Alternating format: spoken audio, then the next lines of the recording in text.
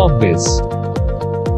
नमस्कार दोस्तों, मेरा नाम है दिव्या दीक्षित। आप देख रहे हैं अपना मन पसंदीदा चैनल कॉर्बिस। दोस्तों, आज इस वीडियो में हमारी चर्चा का विषय है इंटेलेक्चुअल प्रॉपर्टी डिस्प्यूट, जो बहुत महत्वपूर्ण विषय है।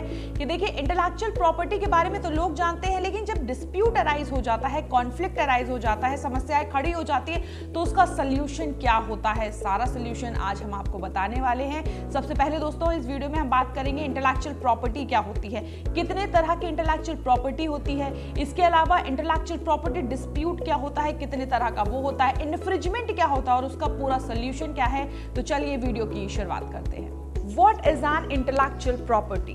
तो दोस्तों, सबसे पहले तो आपको जानना ये जरूरी है कि इंटेलेक्चुअल प्रॉपर्टी क्या है। तो इंटेलेक्चुअल प्रॉपर्टी इंटेंजिबल प्रॉपर्टी है which can not be touched और हैव फिजिकल एक्सपीरियंस, यानी कि जिसको हम छू नहीं सकते, जिसका कोई फिजिकल अपीयरेंस नहीं होता है।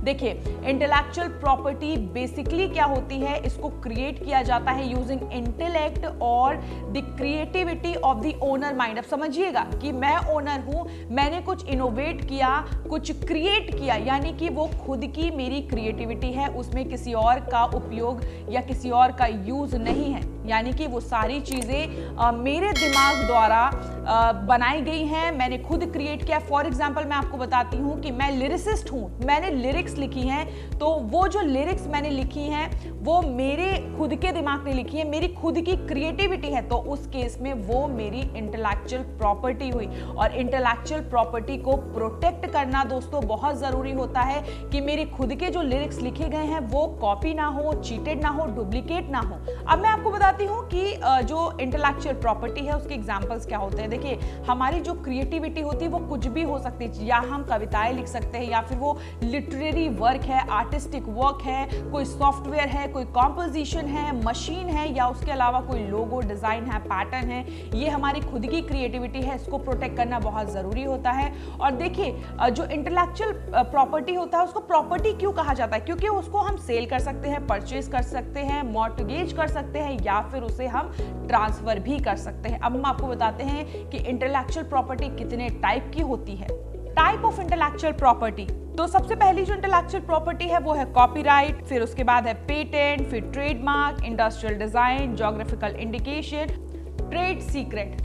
तो दोस्तों, इंटेलेक्चुअल प्रॉपर्टीज को आप प्रोटेक्ट करते हैं। कैसे प्रोटेक्ट किया जाता है? थ्रू रजिस्ट्रेशन, यानी कि रजिस्ट्रेशन के माध्यम से आपका जो खुद का काम है, जो आपने बड़ी मेहनत लगन से किया है और ईमानदारी से किया है, आप बिल्कुल नहीं चाहते कि वो दूसरा उसका क्रेडिट ले जाए, बल्कि आपको क्रेडिट मिलना चाहिए, कोई और उसके राइट्स एंजॉय करे, बिल्कुल नहीं। क्योंकि आपका जो काम है वो आपको पहचान दिलाएगा और उस पहचान से आपका नाम भी होगा, क्योंकि सारी मेहनत, सारी समझदारी, सारी लगन आपकी है, तो इसका जो ओरिजिनल क्रेडिट है वो भी आपको जाना चाहिए। तो देखिए दोस्तों, रजिस्ट्रेशन के माध्यम से, यानी कि अगर आप पेटेंट रजिस्ट्रेशन कराते हैं, ट्रेडमार्क रजिस्ट्रेशन कराते हैं, या फिर आप कॉपीराइट रजिस्ट्रेशन कराते हैं, तो आपका जो वर्क होता है वो सेफगार्ड रहता है, एक लीगल प्रूफ की तरह काम करता है और बिल्कुल सेफ्टी के तौर पर प्रोटेक्टेड रहता है। इंटेलेक्चुअल प्रॉपर्टी डिस्प्यूट, तो दोस्तों, इंटेलेक्चुअल प्रॉपर्टी डिस्प्यूट की बात आती है। डिस्प्यूट शब्द से ही आप समझ जाते हैं, डिस्प्यूट का अर्थ होता है विवाद, यानी कि जो हमारी इंटेलेक्चुअल प्रॉपर्टी है उसको लेके कोई विवाद खड़ा हो गया है। तो इन्फ्रिंजमेंट है वो सबसे most common type of intellectual property dispute होता है, यानी कि सबसे कॉमन उसको माना जाता है। अब इन्फ्रिंजमेंट का मतलब भी मैं आपको बताती हूँ। इन्फ्रिंजमेंट का मतलब होता है उल्लंघन करना, यानी कि जो हमारा इंटेलेक्चुअल प्रॉपर्टी है, अगर हमने ट्रेडमार्क रजिस्ट्रेशन करवाया है, देखिए रजिस्ट्रेशन हो चुका है, हमें लीगल राइट मिल चुके हैं, लेकिन उसके बावजूद किसी ने कॉपी किया है, किसी ने चोरी किया है हमारे ट्रेडमार्क को, तो उस केस में इन्फ्रिंजमेंट अराइज होता है, यानी कि उसने उल्लंघन किया है और आपके पास अब लीगल प्रूफ आ चुका है इंटेलेक्चुअल प्रॉपर्टी का, तो आप यहां पर एक्शन ले सकते हैं उस व्यक्ति के खिलाफ। अब हम आपको बताएंगे type of intellectual property dispute भी कितने प्रकार के हैं। Type of intellectual property dispute, तो दोस्तों, कॉपीराइट इन्फ्रिंजमेंट एक तरह का उल्लंघन होता है, उसके अलावा पेटेंट इन्फ्रिंजमेंट भी उल्लंघन है, और ट्रेडमार्क इन्फ्रिंजमेंट, यानी कि कॉपीराइट, पेटेंट और ट्रेडमार्क इन्फ्रिंजमेंट एक तरह का उल्लंघन माना जाता है, जिसको लेकर इंटेलेक्चुअल प्रॉपर्टी डिस्प्यूट अराइज होते हैं।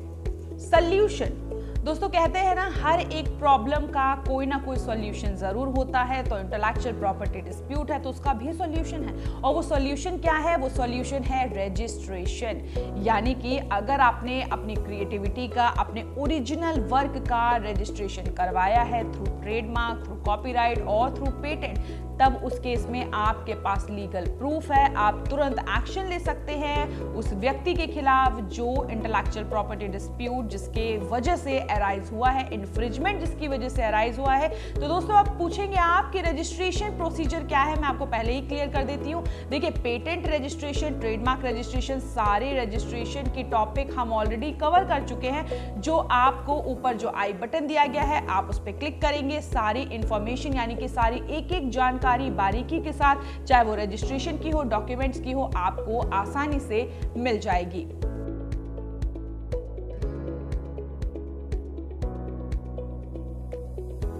तो दोस्तों भविष्य में अगर आप रजिस्ट्रेशन करवाना चाहते हैं कॉपीराइट का, ट्रेडमार्क का, पेटेंट का, या फिर किसी भी तरह का रजिस्ट्रेशन करवाना चाहते हैं और अपने काम को प्रोटेक्ट करना चाहते हैं ताकि जो आपने काम ईमानदारी से किया है उसकी पहचान सिर्फ आपको मिले, तो आपको क्या करना होगा? सामने जो फॉर्म स्क्रीन पर आपको दिख रहा है उसको फिल करना होगा, और सीधे जैसे ही आप फॉर्म फिल करेंगे एक कॉल हमारी तरफ से आपके पास तुरंत आएगी। हमारे पास लीगल एक्सपर्ट टीम है, वो आपका काम और बेहतर और आसानी से करवाएगी।